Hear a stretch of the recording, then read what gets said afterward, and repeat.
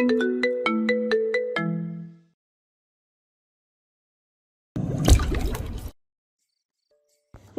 করে রক্তঝরা হাত নিয়ে নীলুর ডান হাত চেপে ধরে তারই বাবার সেক্রেটারি রূপক মণ্ডল টানতে টানতে এগিয়ে যায় বিশাল বাড়ির পেছনের পাসওয়ে ধরে। পরিকল্পিত বাগানের দেশি বিদেশি গাছ পার হয়ে এগোতে থাকে তারা। প্রতি কদমে পেছনে পড়ে যায় সাদা মার্বেল পাথরের বিলাসবহুল নূর ম্যানশন। মোটা আম গাছের আড়াল থেকে বেরিয়ে এলো স্বল্প পরিচিত এক যুবক। সেই যুবকের হাতে নীলুকে সোপর্দ করে কাতর কণ্ঠে রূপক বলল, তোদের ধর্ম না আমানতের অনেক গুরুত্ব। আজ থেকে নীলুকে তোর কাছে আমানত রাখলাম।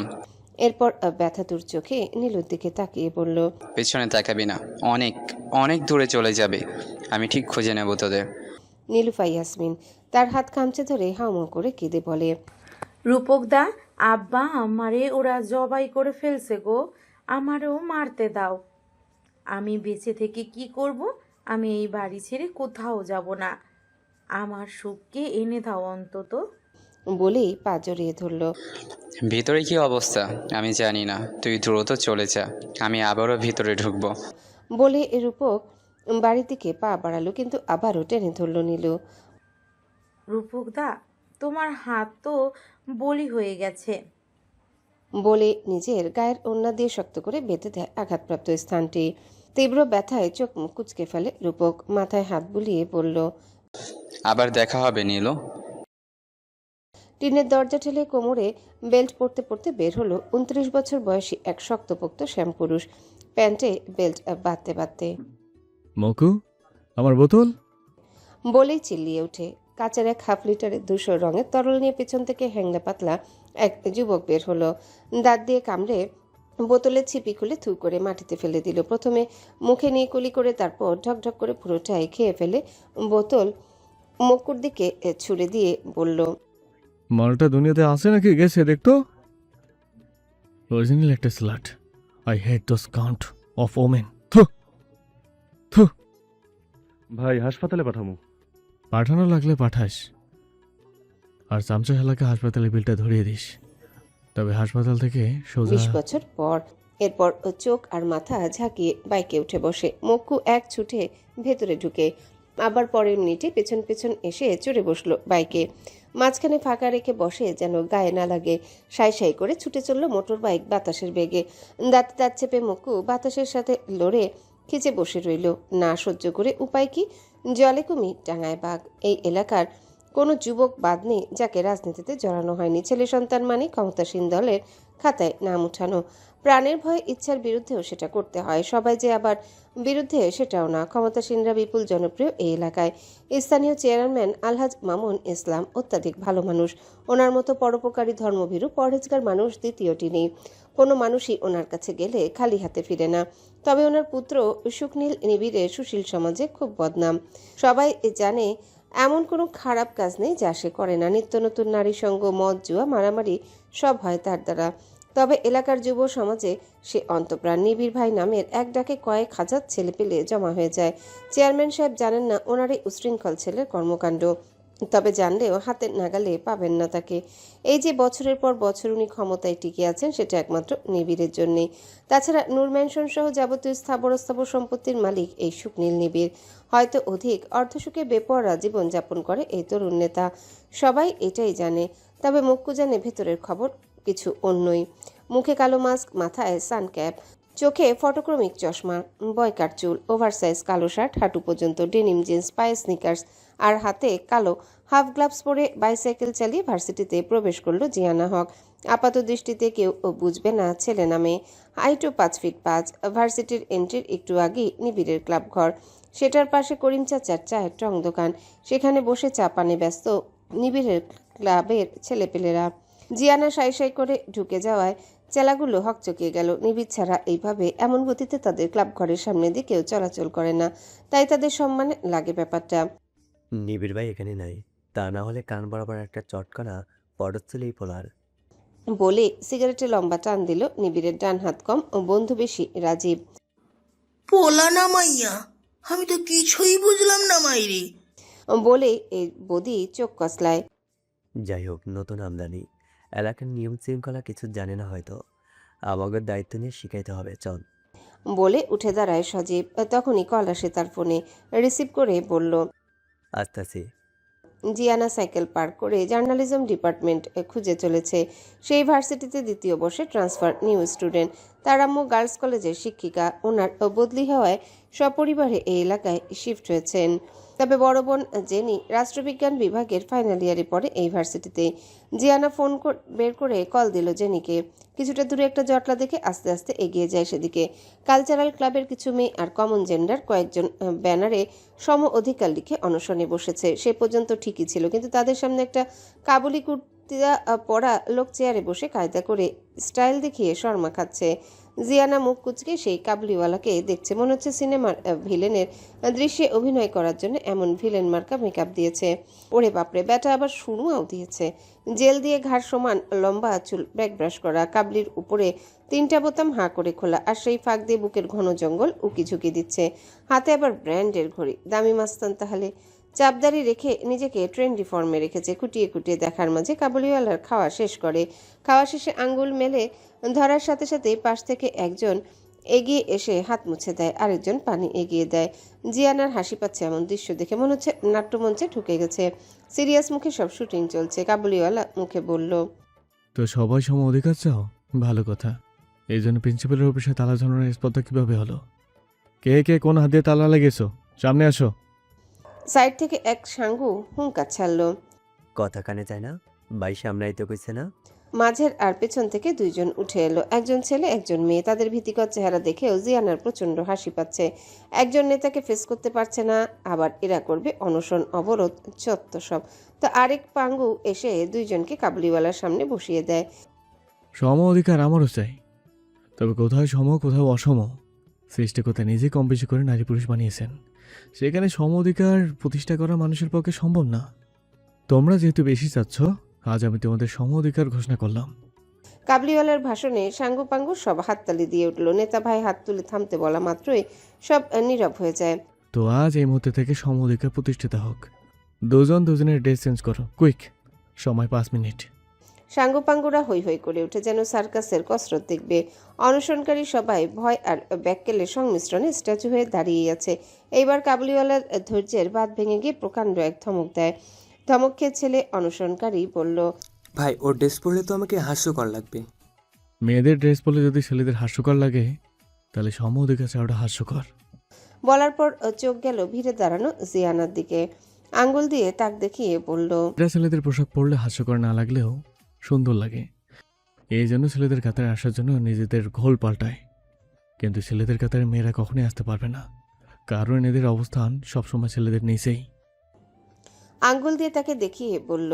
এতক্ষণ এদের কাণ্ড কারখানা দেখতে জিয়ানার ভালো লাগলো। এইবার অপমানে মুখ থমথমে হয়ে গেল আর বলে উঠল, দুনিয়াতে পুরুষরা নিজেদের যত বড় বাহাদুর কিংবা শাহেনশাহ ভাবুক না কেন, সকল পুরুষের জান্নাত একজন নারীর পদতলে সৃষ্টি করেছেন সৃষ্টিকর্তা, মিস্টার হোয়াট এভার। সবার চোখ জিয়ানার দিকে ঘুরে যায়। সাথে অবাক হয়েছে নিবিড়ের মুখে মুখে তর্ক করছে দেখে। এই যেন অবিশ্বাস্য ব্যাপার। নিবিড় নিজেও অবাক, সাথে তার সাঙ্গু পাঙ্গুরাও চেতে গেল। হঠাৎ জিয়ানার হাতে টান পড়ে। জেনি টেনে নিয়ে সরে গেল এক সাইডে। ক্যাম্পাসে আসতে না আসতেই শুরু করেছিস তুই জিউ? আব্বু বলেছে না কোনো ঝামেলায় না জড়াতে? এটা ঢাকা না, এখানে ক্যাম্পাস আর ভিলেজ পলিটিক্স খুবই নোংরা। আর নিবিড়কে দেখলে সালাম দিয়ে কেটে পড়বি। ওয়েট ওয়েট, কোন নিবিড়? তোমার বয়ফ্রেন্ড যার চামচা সে? আহা, চামচা হবে কেন, ওরা ফ্রেন্ড। আর সজীবের সাথে রিলেশনে আছি বলেই সেফ আছে এই ক্যাম্পাসে, না হলে এদের হানি ট্র্যাপের অভাব নাই। যাই হোক, আল্লাহ বাঁচিয়েছেন। সবাই বলে নিবিড়ের চরিত্র ভালো না, কানাঘুষা চলে। ক্যাম্পাসের অধিকাংশ মেয়ের সাথে ওয়ান টাইম স্টান্ট হয়েছে। স্থানীয় ইউপি চেয়ারম্যানের পুত্র দেখে মেয়েদের হুঁশ থাকে না। ছি, কেমন লো ক্লাস টেস্ট এই ক্যাম্পাসের মেয়েদের। এমন ভিলেন মার্কা চেহারা কাউকে মনে ধরে কারো কি করে? বসে আছে দেখে বুঝিস নাই? হাইট আর বডিতে একেবারে গ্রিক গড। আর ইনস্টাতে যে কত ফটো দেয়, মেয়েরা ওইখানে এমনিতেই খুন। আর চালচলন থেকে কথা বলার স্টাইল খুবই ম্যানলি। প্রথম দিকে আমিও ক্রাশ খেয়েছিলাম, সেসব থাক। এখন চল তোর ডিপার্টমেন্টে দিয়ে আসি। আব্বুর কথা অক্ষরে অক্ষরে মেনে চলবি, নো ঝামেলায় জড়ানো। বলেই ক্যাপটা ঠিক করে হাঁটা ধরল জেনি আর জিয়ানা। অনশন পণ্ড করে নিবিড় আর তার দল ক্লাবে বসে চা খাচ্ছে। তখন বদি প্রশ্ন করলো। ভাই ওইটা যে মাইয়া বুঝলেন কেমনে? আবার বেয়াদবের একশের। নিবিড় চায়ের কাপ নামিয়ে বলল, মেধা আর শরীর কখনোই লুকে রাখা যায় না। ধর বললাম তুই একটা গরুর বাচ্চা, কিংবা বললাম গাধা, তাহলে কি খুশি হবি? হবি না, না? গরু উপকারী প্রাণী, গরুর বর্জ্য থেকে চামড়া সব কাজে লাগে। গাধাও নিজ মনিবের কাজ করে মৃত্যু পর্যন্ত। কিন্তু যদি বলি সিংহের বাচ্চা বা বাঘের বাচ্চা, তাহলে কিন্তু খুশি হবি? বাঘ সিংহ কারো উপকার করে? বরং নাগালে পেলে খারাপ করে ধরে। কেল্লা ফতে। মডেল অফ দ্য স্টোরি কি বুঝলি? উপকারী মানুষকে সবাই গরু আর গাধার মতোই ব্যবহার করে। প্রতিদিন এইভাবেই তার সাঙ্গপাঙ্গদের 10 মিনিট মোরাল ক্লাস নেয় সুখনীল নিবিড়। সামনে কমিটি গঠন হবে, তাই নিবিড় যেটাই বলবে তারা সহমত ভাই। মাথায় ঢুকলেও সহমত ভাই, না ঢুকলেও তাই। নেবের আমরা কিন্তু গরু আর সিংহ দুটাই। দিনে উপকারী গরু সামাজিক কাজ করে, আর রাতে সিংহ। বলেই সজীব মাথা চুলকায়। তুই আর কি সিংহ, গার্লফ্রেন্ড রে এখনো বিছানায় নিতে পারলি না। বলে পাশে বসলো তাদের ফ্রেন্ড সমুদ্র। প্লিজ ভাই, পরিবারের দিকে যাস না। যিনি আমার গার্লফ্রেন্ড না, বউ। মনের বিয়ে বউ আগে হয়ে গেছে। ওর গ্রাজুয়েশন কমপ্লিট করলে ফাইনাল বিয়ে। হঠাৎ নিবিড় সজীবের দিকে ঘুরে জিজ্ঞাসা করলো, জেনির সাথে ওই অদূত মেয়েটাকে রে? ও জেনে ছোট বোন, আমার শ্বশুরের হাইব্রিড মাইয়া। বিচ্ছ। আমার প্রেমের 12টা বাজে প্রায়। তবে ওর সম্পর্কে জেনি তেমন কিছু বলে না। তো হঠাৎ এমন টম বয়ের দিকে নজর কেন আমাদের নেতামশাইয়ের? আমার কি দুর্ভিক্ষে চলে যে তোর অমন শালের দেখে নজর দেওয়া লাগবে আমার? মেয়ে মানুষ হবে মেয়ে মানুষের মতো, মুডটাই নষ্ট করে দিলি। সজীব আর সেই দিকে না গিয়ে কথা ঘুরিয়ে সামনে সমাবেশের ব্যাপারে জিজ্ঞাসা করে। জেনির ক্লাস শেষে জিয়ানার জন্য অপেক্ষা করছে তার ডিপার্টমেন্টের নিচে। সজীব এসে পাশে দাঁড়িয়ে জিজ্ঞাসা করলো, আবার টমশালি কই? সজীব, জিসানের সাথে বেশি কথা বলার দরকার নেই। আর বললেও সাবধানে, তার মুখ শুধু মুখ না, ল্যান্ড মাইন। তখনই জিয়ানা দপদপ পায়ে ছেলেদের মতো করে হেঁটে এলো। ইয়ো ব্রো। বলেই হাত মুঠো করে এগিয়ে দিল সজীবের দিকে। সজীব মুচকি হেসে একইভাবে হাত বাড়িয়ে দেয়। সোশ্যালি আদা ঘরালি মাস্ক তো খোলো, এখনো তোমাকে দেখার সৌভাগ্য হলো না। দেখে যদি মনে হয় দুর্ভাগ্য, সেই দায় কিন্তু আমার না। থাক, দেখা লাগবে না। বের হওয়ার আগে আব্বু তেল মেখে দিয়েছে তার মুখে, যেন মাস্ক না খুলে। বলে জেনি আর জিয়ানা একসাথে হাসা শুরু করলো। সজীব বোকার মতো চেয়ে জিজ্ঞাসা করলো, মানে হচ্ছে আব্বু মনে করে আমিও আপির মতো যদি আঙ্কি পাঙ্কি করি, তাই আমার ব্যাপারে ওভার পজেসিভ। শুধু কি তাই, ক্লাস 9 পর্যন্ত আব্বু 6 মাস পর পর জিউকে ন্যাড়া করে দিত। বেচারি কেটে কেটে কতদিন স্কুল মিস দিয়েছে। চুল একদম ছোট রাখার শর্তে চুল ছিলা বন্ধ করেছে। বলে জেনি আবারও হাসা শুরু করলো। ওরে ব্যাস, উনি 2 মেয়ের প্রতি এমন বৈষম্যমূলক আচরণ করেন কি জন্য? আব্বুর আনকমপ্লিট ড্রিম কমপ্লিট করতে আমায় বেছে নিয়েছেন, cause I am strong among my siblings. বাকি 2টা গরু অনেক উপকারী। বলে মাথা চুলকায় জিয়ানা। সজীবের হঠাৎ মনে হলো নিবিড় কথা বলছে। একই টোন, একই আত্মবিশ্বাস। নিজেকে ধাতস্থ করে অফার করলো কফি খাওয়ার জন্যে। তারা অফার ডিনাই করে। একটা কাজের কথা বলে সজীবকে বিদায় জানায়। 3 বছর থেকে ভার্সিটির সেরা সুন্দরী প্রতিযোগিতায় টানা জয়ী তামান্না শিকদার ধনাঢ্য পরিবারের মেয়ে হওয়ায় চালচলন আর পোশাক আশাকেও আভিজাত্য। ওডি A8 গাড়ি করে ভার্সিটি আসা যাওয়া করে। সবচেয়ে বড় পরিচয় নিবিড়ের দীর্ঘমেয়াদী গার্লফ্রেন্ড। সবাই জানে প্রায় 1 মাস সম্পর্ক ছিল তাদের। তামান্না গাড়ি থেকে নেমে শো অফ করার জন্য প্রতিদিন নিবিড়ের ক্লাবের সামনে দিয়ে হেঁটে যায়। নিবিড়ের চেলাগুলো হা করে তাকিয়ে থাকে, সেটা তামান্না খুব এনজয় করে। কিন্তু আজ হিতের বিপরীত কিছু হলো। তামান্নাকে দেখেই ছেলেগুলো একসাথে নাক চেপে ধরে গলায় বিন বাজানো সুর তুলে। তামান্না হাঁটা থামিয়ে একবার ঘুরে তাকায়। সেই সময় নিবিড় আর মক্কু বের হয়। মক্কু তামান্নাকে দেখে বলে ওঠে, আরে সাপুরিয়ার দল থাম, তোদের এই ম্যানুয়াল বিনে কি আর বিষধর সাপের কিছু হবে? মরণ বিন লাগবে রে।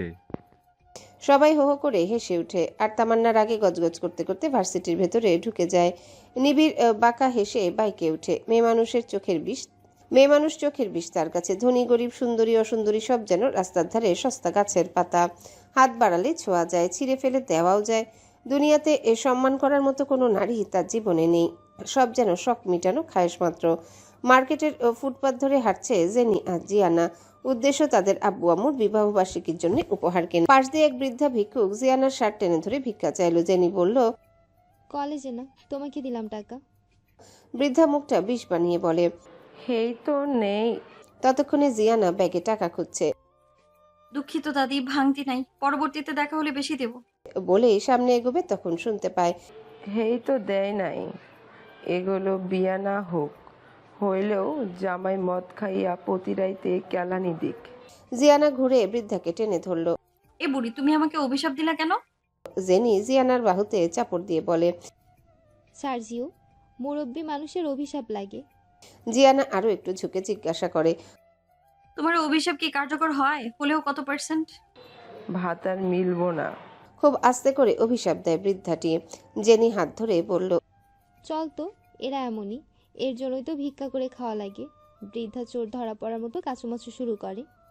জিয়ানা ব্যাগ থেকে 100 টাকার নোট বের করে সামনে ধরে বলল, না, অভিশাপ স্টার্ট করো, তবে আমাকে না, আমার শত্রুদের। ওয়েট, কি আমার শত্রু? এদেশের রাজনীতিবিদরা। তোমার অভিশাপটা হবে এমন, উলা উঠা হোক, ক্যান্সার হোক, সবগুলার বউ পরকিয়া করে মিডিয়ায় কট খাক, আর তোমার ডিকশনারিতে যত খারাপ অভিশাপ আছে সব দিয়ে দিবা। তাহলে এই 100 টাকা তোমার। বৃদ্ধা টাকা না দিয়ে কুজো হয়ে হনহন করে প্রস্থান করে। আরে বুড়ি, যাও কেন? রাজনীতিবিদদের অভিশাপ দিতে আপত্তি কেন? তুমিও কি তাদের বউ ছিলে নাকি?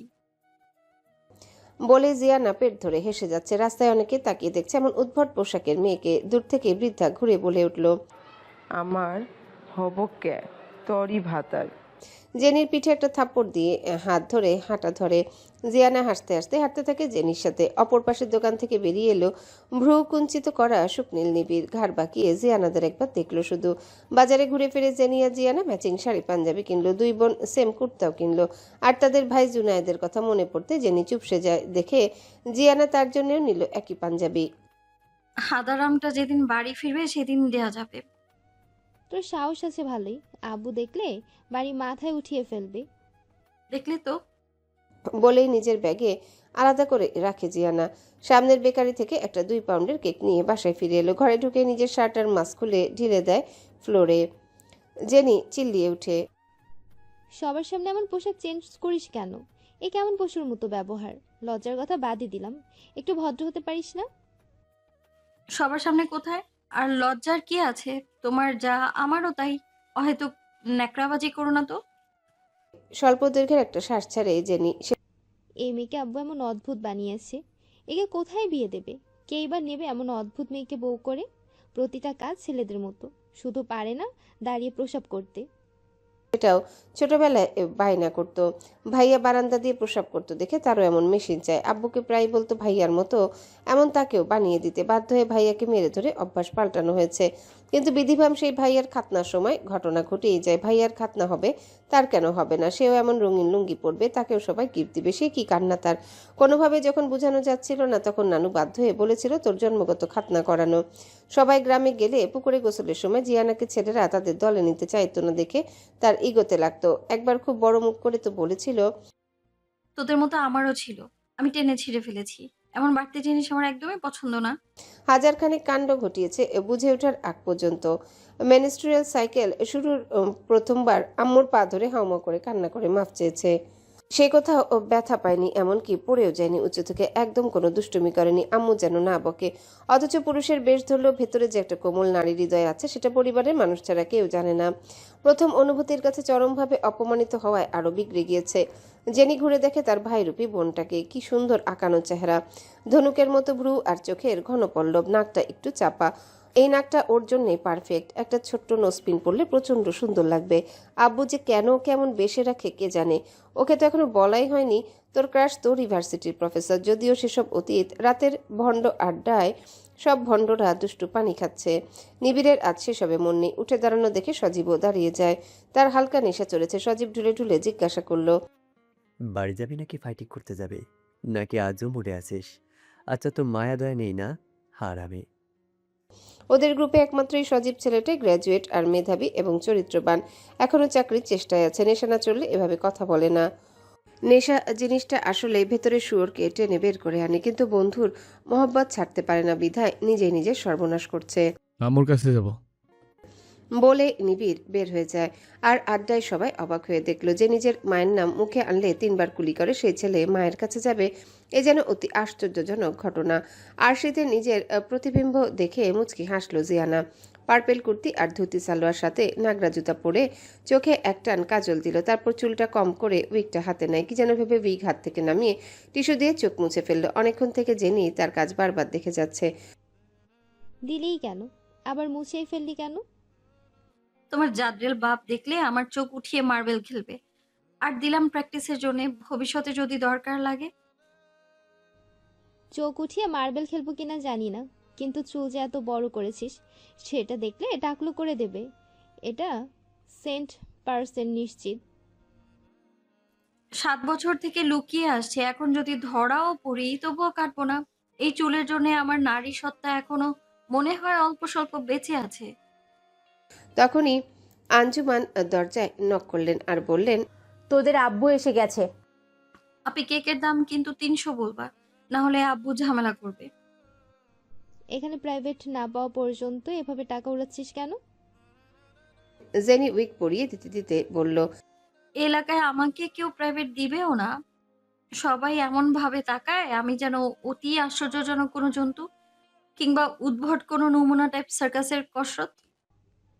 ঠিকই তো, তুই তো সেটাই। জেনির বাবা জিয়াউল হক একজন রিটায়ার্ড আর্মি। আজ 7 বছর হলো রিটায়ার্ড করেছেন। তারপর গ্রামে একটা গরুর ফার্ম করেছেন। আর্নিং যা হয় সেখান থেকে টুকটাক চলে। আর আঞ্জুমান মানে জেনির মা একটা এমপিওভুক্ত কলেজের শিক্ষিকা, বেতন খুবই সামান্য। বাচ্চারা সবাই ভালো জায়গায় চান্স পেয়েছে, তাই নিজের হাত খরচের টাকা প্রাইভেট পড়িয়ে পুষিয়ে নিতে পারে। এক কথায় এই পরিবারটি আদর্শ মধ্যবিত্ত পরিবার। কিছুদিন আগ পর্যন্ত সবকিছু সুখী সুন্দর ছিল, কিন্তু জুনায়েদের জেদের জন্য আপাতত খুশিতে একটু ভাটা পড়েছে। জন্মের সময় জুনায়েদের হার্টে ছোট একটা ছিদ্র ছিল। বহু চিকিৎসা করে অনেক বছরে সেটা রিপেয়ার হয়েছে, কিন্তু এই ছেলের কি সেসবে খেয়াল আছে? সে ক্রিকেট খেলতে খুবই বেশি পছন্দ করে এবং ভালো অলরাউন্ডারও। দৌড়ঝাঁপ যে তার জন্য হারাম এটা সে বুঝতে চায় না। বাবা মার সাথে রাগ করে একটা প্রাইভেট জবে ঢুকেছে। বর্তমানে একা একাই থাকে। কেক নিয়ে সবাই অপেক্ষা করছে জিয়াউল হকের জন্য। উনি এসেই জিয়ানাকে একবার দেখে কেক কেটে ফেললো। রাতে ডিনারের পর জিয়ানাকে নিজ রুমে ডাকলেন। মিসেস হক বলল, আমি পড়তে বলেছি এই ড্রেস, বকাঝকা করবে না প্লিজ, এখন বড় হয়েছে। উত্তরে একটা শীতল চাহনি দিয়েছেন শুধু। জিয়ানাও তৈরি পাল্টা প্রশ্ন করতে। কি জন্যে তার এই 20 বছরের জীবনে গোল একটাই বলে বলে ডান কান থেকে বাম কান পচিয়ে ফেলেছেন নিজ পিতা। আর গোলটাই বাকি। রুমে ঢুকতে দেখতে পেল মিস্টার হক ইজি চেয়ারে চোখ বন্ধ করে শুয়ে আছেন। জিয়ানা কাছে গিয়ে আস্তে করে আব্বু বলে ডাক দেয়। চোখ বন্ধ অবস্থায় উনি বললেন, জিয়ানা জানে পরেরটুকু হবে। দীর্ঘশ্বাস ফেলে রুম থেকে বের হলো জিয়ানা। জেনি আর আঞ্জুমান ঘিরে ধরে তাকে। জিয়ানা হেসে বক্তৃতার মতো হাত উঠিয়ে বলল, মা জননী, কাল আরো 1 ঘন্টা আগে আমাকে ঘুম থেকে ডেকে দিবেন। জেনি পিঠে একটা কিল দিয়ে চলে যায়। আঞ্জুমানও চুপসে যাও বেলুনের মতো রান্নাঘরে ছুটে। এরা হয়তো কে ফাজিল মেয়েকে নিয়ে ভয় থাকে, অথচ ওর কোনো বাতাসই গায়ে লাগে না। ছোট্ট ও বাচ্চারা ব্যথা কিংবা ভয় পেলে আশ্রয় খোঁজে বাবা মার বুকে।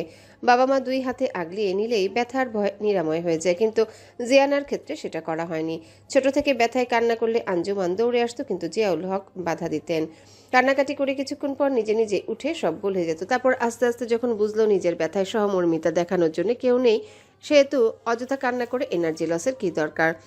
তাই এখন পর্যন্ত কারো সহমর্মিতার আশাও করে না। যে কোনো সমস্যার সমাধান নিজে ইনস্ট্যান্ট বের করে ফেলে। তেমনই একটা ঘটনা আজ ঘটেছে। জিয়ানার বাইসাইকেল যেখানে পার্ক করা ছিল, তামান্না নিজে গাড়ি পার্ক করতে গিয়ে পাশের সাইকেলটার উপর উঠিয়ে দেয়। আর তাতে জিয়ানার সাইকেল আলু ভর্তা। জিয়ানার সাইকেলটা নিজের জমানো টাকায় কেনা। প্রথম বর্ষের পুরোটা সময় প্রাইভেট পড়িয়ে জমানো টাকার বিনিময়ে সাইকেলটা পেয়েছিল। এমন না বাসা থেকে চাইলে দিবে না, কিন্তু সে নিজের শখের জিনিস নিজেই কিনতে পছন্দ করে। জিয়ানা কুল হেডেড গার্ল, সহজে রাগে না। এইবারও রাগলো না, সরাসরি তামান্নার কাছে গিয়ে বলল, জরিমানা দিয়ে কেটে পড়ো। আত্ম অহমিকায় পরিপূর্ণ তামান্নার আতে ঘা লাগে তাতে। বড্ড তেজ নিয়ে উল্টো বলে, তোমার এই 2 টাকার সাইকেলের ভাগ্য যে আমার গাড়ির চাকার স্পর্শ পেয়েছে। তা হতে পারে, তোমার গাড়ি বেশ এক্সপেন্সিভ, কিন্তু তুমি আমার 2 টাকার সাইকেলের দাম দিয়ে ফুটো তো কুইক। তামান্নার কোনো কথা না বলে ক্লাসের দিকে যাত্রা করে। এরপর যা হবে তার দায় তোমার ধলাবেরাম। বলেই কাউন্ট শুরু করে। 1 2 তিন। পরে কটমট শব্দে তামান্না পিছনে ফিরে দেখে লাথি দিয়ে একটা লুকিং গ্লাস ভেঙে আরেকটার দিকে যাচ্ছে। সে দৌড়ে আসতে আসতে 2 লাথি দিয়ে সেটাও ভাঙা শেষ। আর কোনো কথা না বলে সাইকেল বগল দবা করে হনহন করে হেঁটে চলে গেল। তামান্না আগে দিকবেদিক ভুলে ভার্সিটির ছাত্র ইউনিয়ন অফিসে গিয়ে কমপ্লেন করে। ছাত্র ইউনিয়ন থেকে জেনিকে ডেকে এনে জিয়ানাকে ফোন দেওয়ার 30 মিনিট পর আসামি হাজির হলো। এসেই তামান্নাকে দেখেই হেসে দেয়। আসামির এমন নির্লিপ্ত হাসিতে সবাই নড়ে চড়ে বসে। জিয়ানার কাছে গিয়ে ব্যাগ থেকে টাকা বের করে বলল, তোমার গাড়ি আসলেই এক্সপেন্সিভ, আমার ধারণার চেয়েও বেশি। আমার সাইকেলের দাম ছিল 21,000 টাকা, যেতে আসতে রিক্সা ভাড়া 80 টাকা, প্রচন্ড গরমে একটা সফট ড্রিঙ্কস খেয়েছি 30 টাকা। ও হ্যাঁ, তোমার জন্যও এনেছি, মানে 60 টাকা ড্রিঙ্কস। মোট 21,141 টাকা খরচ হয়েছে। তোমার লুকিং গ্লাস, সরি, গাড়ি লুকিং গ্লাসের দাম পেয়েছি 28,000 টাকা, ফেরত 6,000 টাকা, 6,860। বলেই টাকাটা তামান্নার হাতে দিয়ে সবার উদ্দেশ্যে বলল, ওকে, তাহলে মামলা ডিসমিস। তাহলে আল্লাহ হাফেজ। ও হ্যাঁ, আমার লস হয়েছে মিস ধলাবেরাম। আমার একটা ক্লাস কেল্লাফতে। ইটস ওকে, কাউকে না কাউকে তো ছাড় দিতেই হয়। এরপর লম্বা লম্বা পা ফেলে বের হয়ে চলে যায় জিয়ানা। তার পেছন পেছন জেনিও বের হয়ে গেল। নিবিড় স্থির হয়ে বসে। বদি আর সজীবের মুখ হাঁ হয়ে আছে। কিসের মামলা, কিসের ডিসমিস করলো, আসামিকে বাদীকে, বিচারকী বাকে, মানে সবকিছু সবার তালগোল পাকিয়ে গেল। সিসি ক্যামেরার ফুটেজে প্রমাণিত হয় অপরাধ আপনার, মিস তামান্না। মামলা ডিসমিস, সো ইউ মে গো নাও। বলেই নিবিড় আঙ্গুল দিয়ে দরজা দেখিয়ে দেয়। একটা 2 টাকার সাইকেলের জন্য সে আমার গাড়ি নষ্ট করেছে, আর তুমি তাকে এমনি ছেড়ে দিলে? How can you be so brutal? বললা না সে 2 টাকার না, 100,000 ছিল দাম। 100 টাকা নিজে কামাইছো কখনো? সুগার ডেটি টাকায় আমার সামনে ফুটেনে দেখাতে এলে তোমার শরীরের অরিজিনাল ফুটেজ দেখিয়ে দেব। পোলাপান না, আউট ডলা বেরাম। অপমানে তামান্নার চোখ দিয়ে পানি ঝরতে লাগলো। ইহ জীবনে সে এতটা অপমান কখনো হয়নি। সুন্দরী আর ধনী দুলালি হওয়ায় সব জায়গায় প্রিভিলেজ পেয়ে এসেছে। সবাই জো হুকুম হো হুকুম আগে বলে চলেছে এতকাল, কিন্তু আজ তার দম্ভ যেন নড়ে উঠল। শব্দ করে পা ফেলে প্রস্থান করলো সেখান থেকে। কেলা শেষে এই বোম্বাই মরিচকে আমার সামনে আনবি। বলেই শার্টের কলার পেছনের দিকে টান দিয়ে চেয়ারে গা এলিয়ে দিল নিবিড়। ক্লাস শেষে সবাই যখন পিলপিল করে বের হচ্ছে, জিয়ানা তখন রুমের এক কোণে দাঁড়িয়ে। এত হুড়োহুড়ি তার পছন্দ না। আস্তে ধীরে বের হয়ে দরজায় দাঁড়ানো কাবুলিওয়ালার 2 সাঙ্গুপাঙ্গু দেখে হোয়াটসঅ্যাপ ব্রো বলেই সাইড কেটে হাঁটা শুরু করে। পেছন থেকে একজন কিছুটা এগিয়ে এসে বলে, ভাই তোমাকে ডেকেছে। আজ সময় নেই, ফ্রি হয়ে দেখা করে আসবো। পেছনে না ফিরে সোজা হেঁটে হেঁটে বলে চলল, নিজের পায়ে না গেলে চ্যাং দোলা করে নিয়ে যেতে হবে। জিয়ানার আজ ঝামেলা করতে ইচ্ছা হলো না, তাই চলুন বলে তাদের পেছন পেছন যায়। মাঠের মাঝামাঝি রাস্তায় এসে থেমে গেল অতি পরিচিত মানুষটাকে দেখে। বয়ঃসন্ধিকালের প্রথম অনুভূতি রাফিন ইসলাম। বারবার গণিতে খারাপ করায় আব্বু একজন টিউটর আনলেন, যিনি একমাত্র জিয়ানাকে মেয়েদের মতো ট্রিট করত, মাথায় হাত বুলিয়ে দেয়, মাঝে মধ্যে রেজাল্ট ভালো করলে চকলেট দেয়া।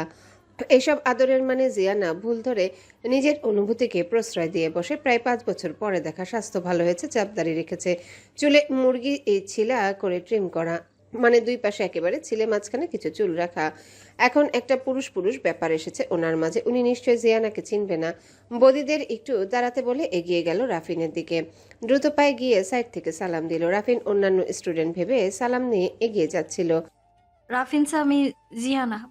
ঘুরিয়ে তাকিয়ে চোখের চশমা খুলে ফেলে রাফিন। জিয়ানাকে আপাতমস্তক দেখে বিস্মিত হয়ে প্রশ্ন করে, oh my goodness, is that you? এত বড় হয়ে গেছো, কিন্তু বেশভূষা সে আগের মতোই আছে দেখি। চুল কি এখনো টাকু করে দেন আঙ্কেল? জিয়ানা এবার লজ্জা পেল কিছুটা। হাজারো হোক ক্রাশ বলে কথা, এইভাবে টাকু হওয়ার কাহিনী কেউ বলে? তবুও মুখে হাসি ফুটিয়ে বলল, আপনিও বড় হয়ে গেছেন স্যার। রাফিন হেসে উত্তর দেয়, একই রকম আছো দেখি। তা তুমি প্রাচ্যের অক্সফোর্ড ছেড়ে এইদিকে কেন? Transfer student sir. আম্মুর পোস্টিং এদিকে দিয়েছে, সহ পরিবার মুভ করেছে এখানে।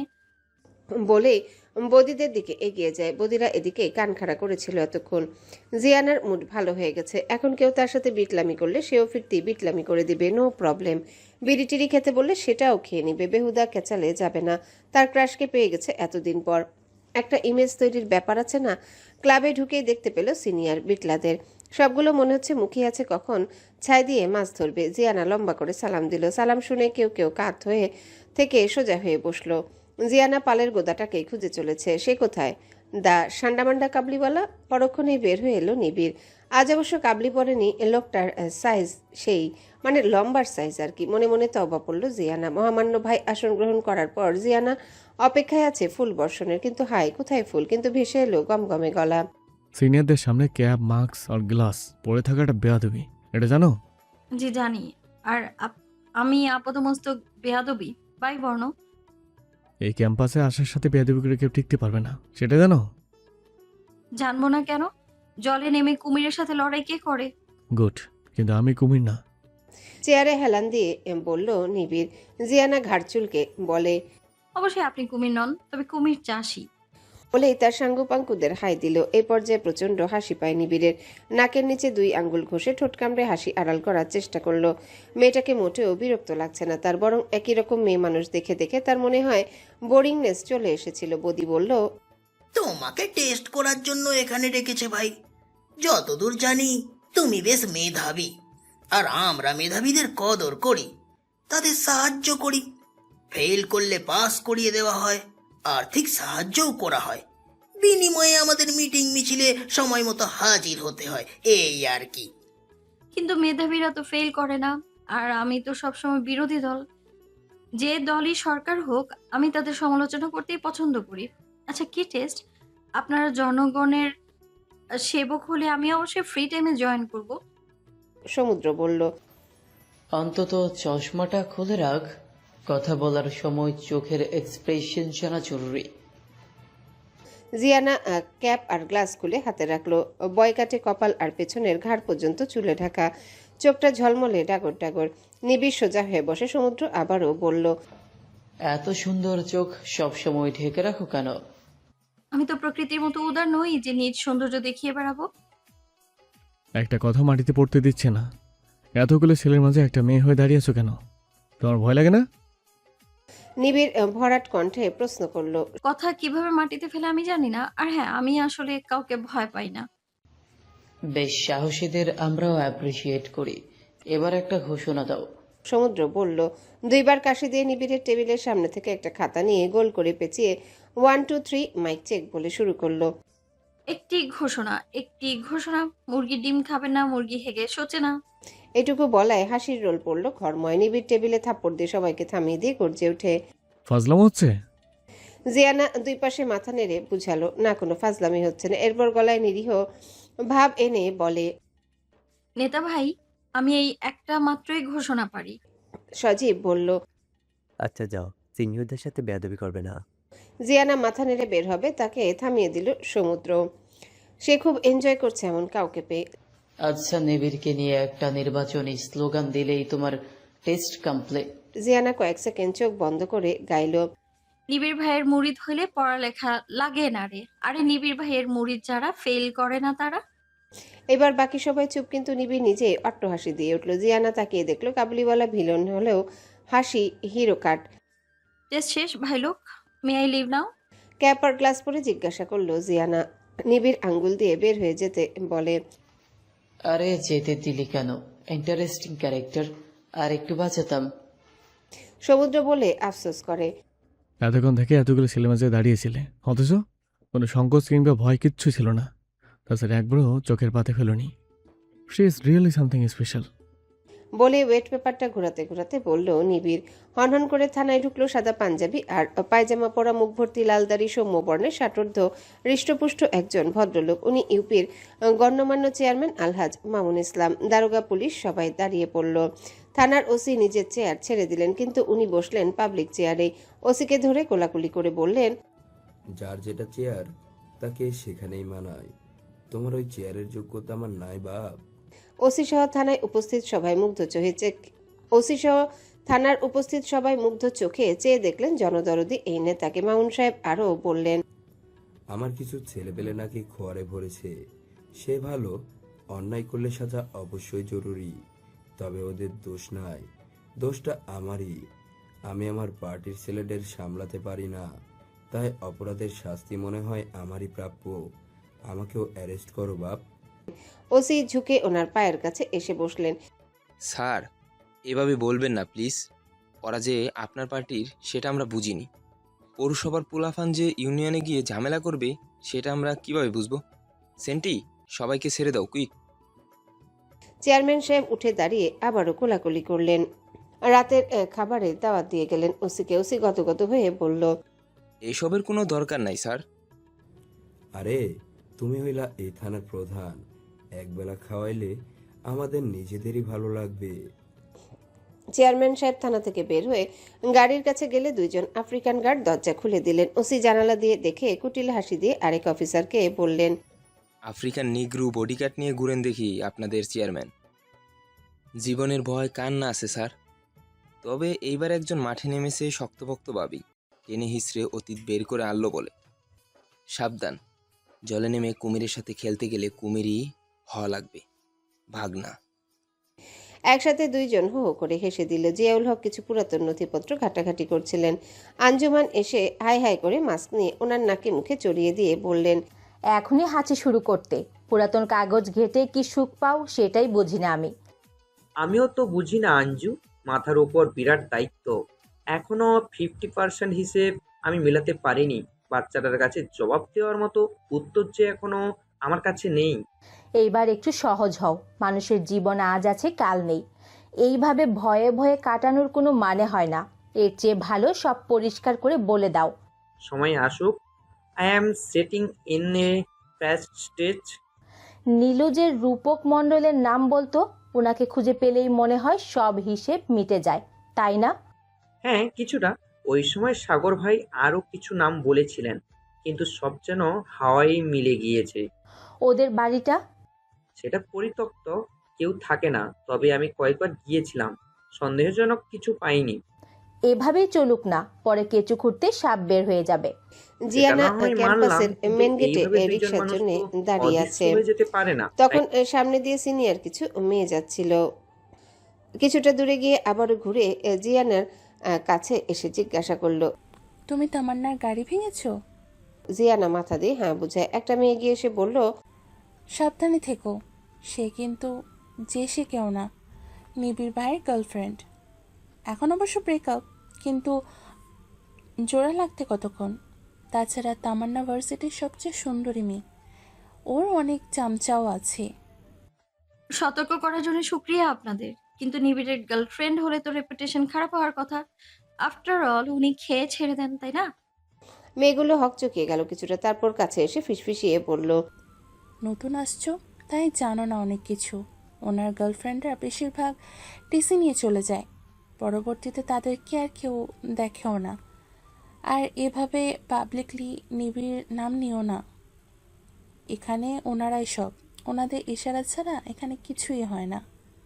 বলে চলে গেল। জিয়ানা ভ্রুকুচকে চিন্তায় মশগুল।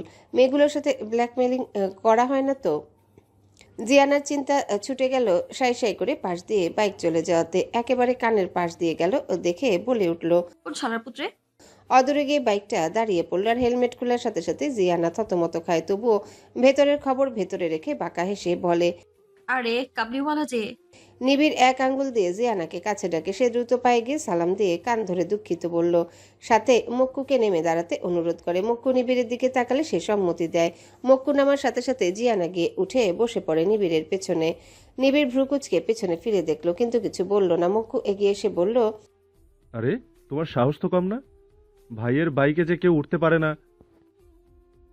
ভাইয়ের চালা হওয়া লাগে। তাছাড়া আপনাদের জন্য আমার দেরি হয়ে গেছে, এখন রিক্সা পাচ্ছি না আমি। আমাকে পৌঁছে দেওয়ার দায়িত্ব আপনাদেরই। আমাকে মার্কেটে ছেড়ে দিলেই হবে। নিবিড় বিনা শব্দে বাইক স্টার্ট করলো আর ফুল স্পিডে প্রস্থান করে সেখান থেকে। বিস্মিত মক্কু হাঁ করে দাঁড়িয়ে থাকে। এই মেয়ে ভাইয়ের চেলা হয়ে তার জায়গাটা খেয়ে দিল নাকি? অপরদিকে কিছুটা দূরে দাঁড়িয়ে তামান্না সবটা দেখে রাগে ফুঁসতে থাকে। মার্কেটের কিছুটা আগে এসে হার্ট ব্রেক করলো নিবিড়। হঠাৎ ব্রেকে জিয়ানা নিবিড়ের পিঠির সাথে ধাক্কা খায়। সাথে সাথে হুড়মুড় করে বাইক থেকে নেমে দাঁড়ায়। সে কিছু বলার আগে নিবিড় বলল, যতই পুরুষের বেশ ধরো, শরীরের প্রতিমধ্যে জানান দেয় নারীত্বের নাইস ফিগার। বাঁকা হেসে বাইক ঘুরিয়ে চলে গেল সে। আর বিমুর ব্যাকেল আর মেজাজ খারাপ করা কয়েক মিনিট দাঁড়িয়ে থাকে জিয়ানা। একটা মসজিদের উদ্বোধনের জন্য চেয়ারম্যান মামুন ইসলাম এসেছেন বাজারের ভেতরে। নিবিড়ও পাশে দাঁড়িয়ে। উদ্বোধন শেষে মোনাজাতের পরে নিবিড় বলল, আমি বের হচ্ছি চেয়ারম্যান সাহেব।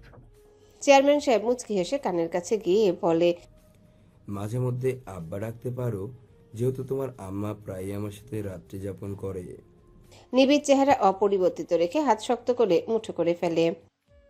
তুমি আমার ঘুম, তোমায় নিয়ে স্বপ্ন দেখি না। মিছা কথা ঘুমালে আমি দিন রাইতের খেয়াল রাখি না। ও ও ও গলা ছেড়ে পা উপরে, মাথা নিচে, এক কথায় উল্টো হয়ে জিয়ানা গান গাইছে। সে এভাবে প্রায় 10 মিনিট থেকে লটকে আছে। জিয়াউল হকের রুল রেগুলেশন নাম্বার 7, বাসায় যত মিনিট দেরি হবে ফিরতে ঠিক তত মিনিট উল্টে লটকে থাকতে হয়। জিয়ানার শাস্তি চলছে। বাসায় ফিরতে গুনে গুনে 18 মিনিট দেরি করেছে। জেনি গিয়ে একটা কিল দিয়ে তার গান থামায়। কিল খেয়ে আবারও গাইল, এক ঠ্যাঙে নুপুর তোমার, অন্য ঠ্যাং খালি, লাগছে খুব সুন্দর, দে হাততালি। ফিক করে হেসে দেয় জেনি, কারণ তার পায়ে একটাই পায়েল আছে। জিয়ানার মাথার কাছে বসে বলল, সুন্দর না পায়েলটা? সজীব গিফট করেছে। এসব জিনিস আমি বুঝি না আপি, একই লাগে সব। বাই দা বাই, সজীবর প্রতি তুমি সিরিয়াস কি? প্রথমে সিরিয়াস ছিলাম না, কিন্তু তার চোখে মুখে আমার জন্য অন্যরকম একটা টান দেখে কখন যেন আমিও সিরিয়াস হয়ে গিয়েছি। সে যে আমাকে সত্যি ভালোবাসে সেটা ফিল করি। একটা পায়েল যেটা দৃশ্যমান সেটাই আমি ভালো না মন্দ বুঝতে পারছি না, আর তুমি চোখ মুখ দেখে সেরেব্রাল কর্টেক্সের ভেতরকার খবর বুঝে ফেলেছো। Bravo Bravo. ডিভাইন ডিউসডম পাওয়ারের কথা শুনেছিস? গ্রিক পৌরাণিক গল্পগুলোতে এই কথা এসেছে বারবার। সৃষ্টিকর্তা নিজ গুণে গুণান্বিত করে মানুষ বানিয়েছেন, সেখানে মেয়েদেরকে এই ডিভাইন ইউজডম পাওয়ারটা দিয়েছেন, মানে মন পড়ার ক্ষমতা। একটা মেয়ে 1 সেকেন্ডেই একজন পুরুষের চাহনি দেখে বুঝে ফেলে তার মতলব কি। সেক্ষেত্রে ভালোবাসা বোঝা সহজ। হে মাতে মুঝে ক্ষমা কর দো, আমার ভুল হয়ে গেছে একটা প্রশ্ন করে। এসব প্রেম ভালোবাসার বাতেলা মার্কা ফিলোসফি না আমার মাথায় ঢুকবে না। এর চেয়ে 5 কিলো টানা দৌড়ানো সহজ। আর কতক্ষণ বাকি আছে? হয়েছে, সোজা হয়ে যা। আব্বু আর চেক করবে না। আর যখন সত্যি সত্যি কারোর প্রেমে পড়বি বা কেউ তোর প্রেমে পড়বে, তখন আজকের এই কথাটা বুঝবি। No pretty lady, it's all about loyalty and also part of my training. আর যার 9 হয় তার 90-এতেও হয় না। হয়েছে শেষ সময়, নাম। আজ তুই নিবিড়ের বাইকে উঠেছিস? তোর সাহস দেখে আমি অবাক হয়েছি। জিয়ানা পা ঘষে ঘষে প্রশ্ন করলো জেনি। পাতলা তেলতেলে পা জোড়া, কি সুন্দর স্কিন মেটার। হাজার হাজার টাকা পেডিকিউর করেও এমন পা মেয়েরা পায় না, অথচ নিজ হাতে সৃষ্টিকর্তা মেয়েটাকে সাজিয়ে পাঠিয়েছেন। আর যার 9 হয় না তার 90-তেও হয় না। সে কি বাঘ না ভাল্লুক? ভয়ের কি আছে? লোকটাকে সহজে পড়া যায় না। একটা পর্দা টেনে রাখি নিজের চরিত্রের সামনে। তাছাড়া এমন বুইড়া বেটা এখনো ক্যাম্পাসে কি করে সেটা জানার খুব আগ্রহ আমার। পা ছাড়িয়ে মেঝেতে 2বার জাম্প করে বলল জিয়ানা, খবরদার জিউ, তুই আর ওনার সাথে কথাই বলবি না। তাদের সব কিছু একটা ধোঁয়াশা। ইবলিস দিনরাত তালিম নেয় ওদের কাছে। মেয়ে খেকো জানোয়ার সে। আগেও বলেছি, এখন আবার বললাম, তাকে তোর জানা লাগবে না। সব ব্যাপারে এত কৌতূহল ভালো না। আর রে টেক আ চিল পিল। আমার উপর কারো ইন্টারেস্ট আসবে কোন দুঃখে, কোন দিক দিয়ে আমি তোমাদের মতো? তাছাড়া আমি এমনিতেই দূরে দূরে থাকবো কাল থেকে। আই হ্যাভ আ নিউ গোল। আচ্ছা রাফিন ভাইয়া যে এই ইউনিভার্সিটিতে, তুমি আমাকে বলনি কেন? দেখা হয়েছিল নিশ্চয়ই, সব ভুলে হ্যাংলার মতো গিয়ে কথা বলেছিস। জিয়ানা 32 দাঁত বের করে ওপর নিচ মাথা নাড়ায়। জেনি মাথায় একটা চাকরি মারল। ভুলে যাস কেন সে অপমানের কথা? কোনো মানুষ যদি তোর দিকে ভালোভাবে তাকায়, চোখ ফেরাতে পারবে? আমার দেখা সবচেয়ে ফ্রেশ আর স্পষ্ট চেহারা আল্লাহ তোকে দিয়েছেন জিও। দেখিস না, আব্বু এজন্য তোকে বেশি ঢেকে ঠুকে চলতে বলে। তবুও সেই আন্ধা বেড়া তোকে উল্টাপাল্টা কথা বলেছিল। মেরি মা, শান্ত হো যা। টমবয়কে টমবয় বলে অপমানের কি আছে? তাছাড়া পিচি ছাটি হয়ে স্যারকে কনফেস করা অবশ্যই অনুচিত। স্যার ঠিকই ছিল, তবে এবার লাইন মারবো ঠিকভাবে। বলে জেনির ওয়ার্ড্রপ থেকে লাইম কালারের একটা সাদাবাহার ড্রেস বের করে মিররে নিজেকে দেখলো। জেনি অবাক হয়ে দেখছে তার কর্মকাণ্ড। জিয়ানা জেনির চেয়ে একটু লম্বা, স্বাস্থ্য ফিট। জেনি একটু স্থূলকার, তাই জেনি বলল, আমারগুলো তুই বলে কাকতোরা লাগবে। কি করতে চাচ্ছিস বলবি তো? একটা ফেক আইডি খুলবো, ছবি লাগাবো আমার মেইলি সাজের। আমার এই এসব ড্রেস নেই তো আবার। কি তো করবো তাহলে? সত্যি পড়বি? আমার খুব শখ নর্মাল সাজে তোকে দেখার। তুই নিজে পড়তে চাচ্ছিস? I can't believe. হাতির পাতের সাথে আমার সাজের কি সম্পর্ক? এমনি বলে না কথার কথা। তোমার সেন্স অফ হিউমার খুবই বাজে আপি। শাড়ি পরবো, দাও কুইক। সিদ্ধান্ত বদলানোর আগ পর্যন্ত তোমার সময়। যদিও শাড়ি পরে রংঢং করার বয়স আমার চলে গেছে, কিন্তু ক্রাশ যে ভুল সময় এসে পড়লো। তোর যদি বয়স চলে যায় তাহলে আমি তো বুড়ি। ওসি হাবিব উল্লাহ প্রবেশ করলেন মামুন হকের বাড়িতে। এটা নতুন বাড়ি তাদের, পুরাতনটা পরিত্যক্ত। একটা দুর্ঘটনায় পুরো পরিবার ধ্বংস হয়, শুধু বেঁচে যাওয়া গুটি কয়েক মানুষ। মামুন ইসলাম, ওনার 2 স্ত্রী 2 পুত্র, বড় ভাইয়ের মেয়ে আর মা ছাড়া ওনার 2 স্ত্রী 2 পুত্র, বড় ভাইয়ের মেয়ে আর মা ছাড়া তৎকালীন সংসদ সদস্য মোজাম্মেল ইসলাম, যিনি মামুন ইসলামের পিতা, উনি সহ সবাই বীভৎসভাবে খুন হন একদিনে। বাড়ির কর্মচারী আর কাজের লোক মিলে প্রায় 20 জন মানুষের লাশ বের করা হয় সেদিন ভোরবেলায়। এরপর থেকে সেই বাড়ি পরিত্যক্ত। ব্রিটিশ আমলের বিলাসবহুল সেই নূর ম্যানশন আজ ইঁদুর শিয়ালের আবাসস্থল। সেদিনের পর থেকে নিখোঁজ একমাত্র বোন নীলুফা ইয়াসমিন। ওই দিন মামুন ইসলাম নিজের ডান হাতও হারিয়েছেন। এখন একটা আর্টিফিশিয়াল হাত বসানো। তাদের এ সম্পর্কে পুরাতন ফাইল ঘেটে ঘুটে এসেছেন ওসি সাহেব। আলহাজ মামুন ইসলাম আর বড় পুত্র রাফিন ইসলাম তাকে সদর দরজা থেকে রিসিভ করলো। 2 জনে হেল্পিং হ্যান্ড ছাড়া আর বিশেষ কাউকে দেখা গেল না। মার্বেল পাথর দিয়ে কারুকার্য করা ট্রিপল এক্স বাসা। বনেদি পরিবারের আভিজাত্যপূর্ণ রুচি, প্রতিটা জিনিসেই সেই ছোপ। লাক্সারিয়াস সোফায় বসতেই মনে হলো এতদিন নিতম্বের উপরে অত্যাচার করা হয়েছে। বসার সাথে সাথে ছোট ছোট গ্লাসে হরেক রকম পানীয় এলো। বড়লোকেরা এটাকে ওয়েলকাম ড্রিঙ্কস বলে। দেখে হলুদ গ্লাস নিলেন ওসি সাহেব। জনাব হাবিব বড় আদবের সাথে প্রশ্ন করলো, যতদূর জানি আপনার আরেকজন পুত্র আছেন, ওনাকে দেখছি না? একটা না, দুটো আছে।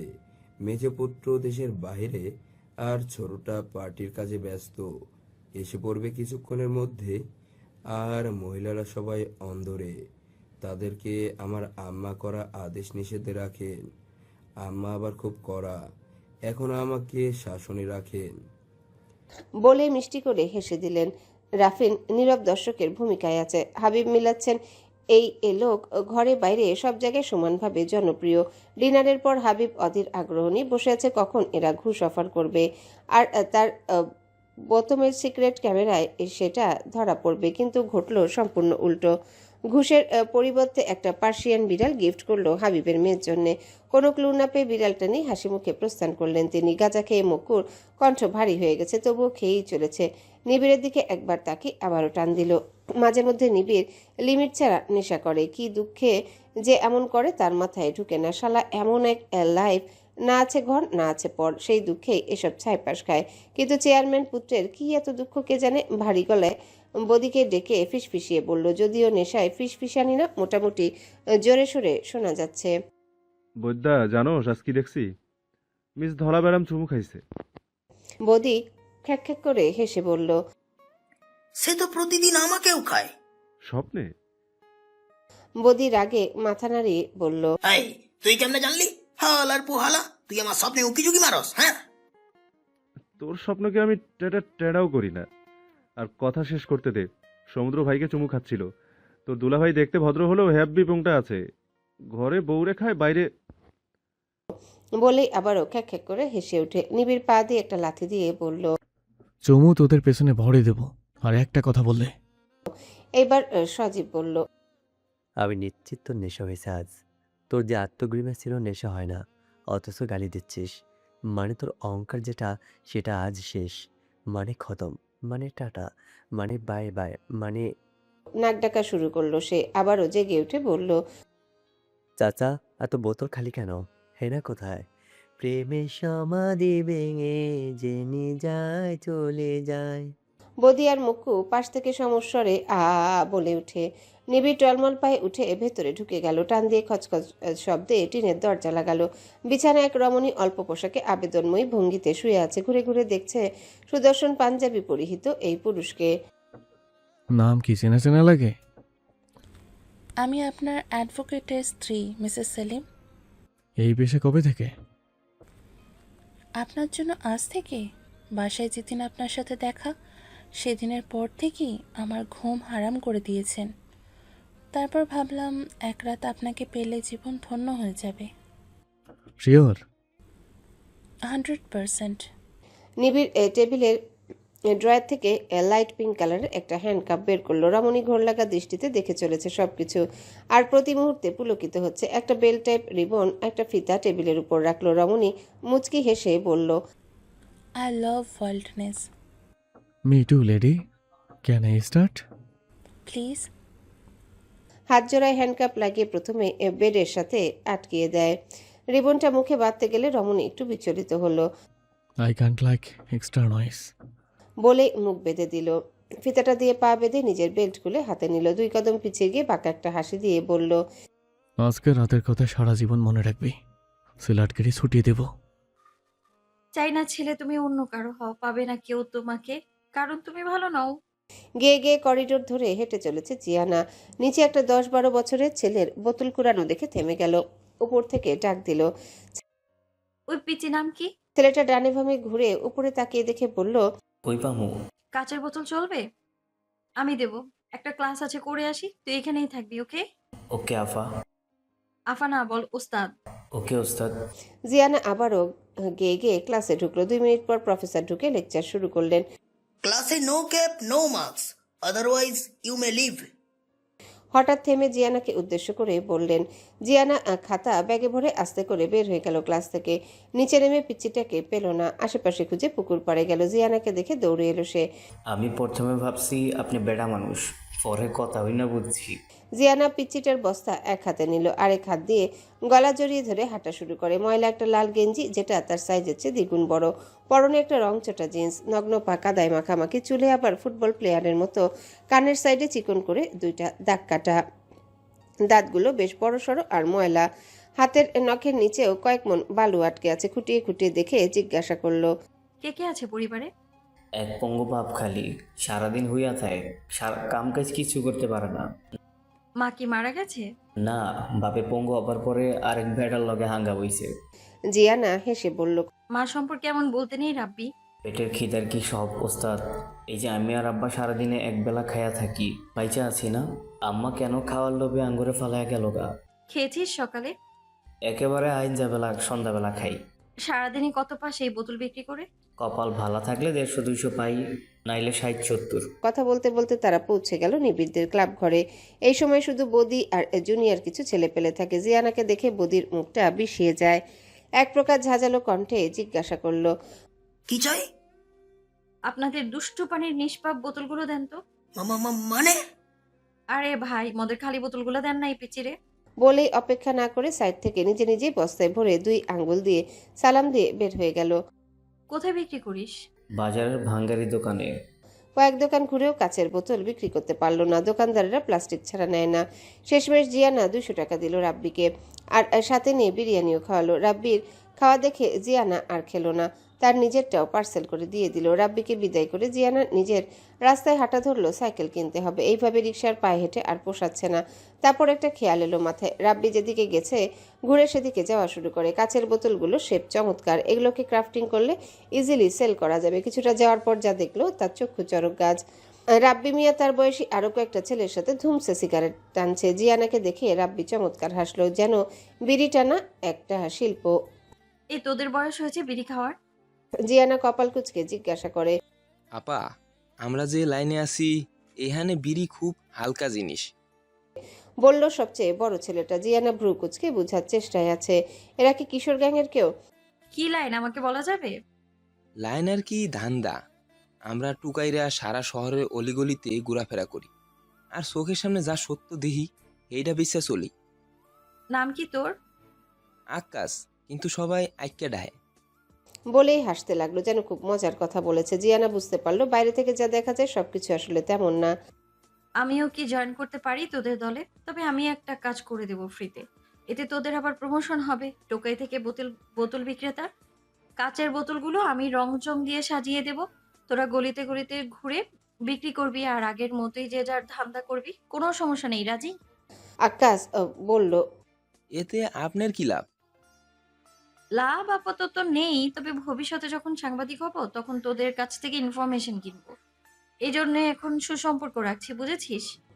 বাচ্চাগুলো সব একসাথে মাথা নাড়িয়ে বলল। ওকে আফা। জিয়ানা তাদের সংস্কার করে ওস্তাদ শিখিয়ে দিল। নিবিড় ক্লাবে বসে ফোন ঘাটছে এমন সময় সমুদ্র আর সজীব এলো।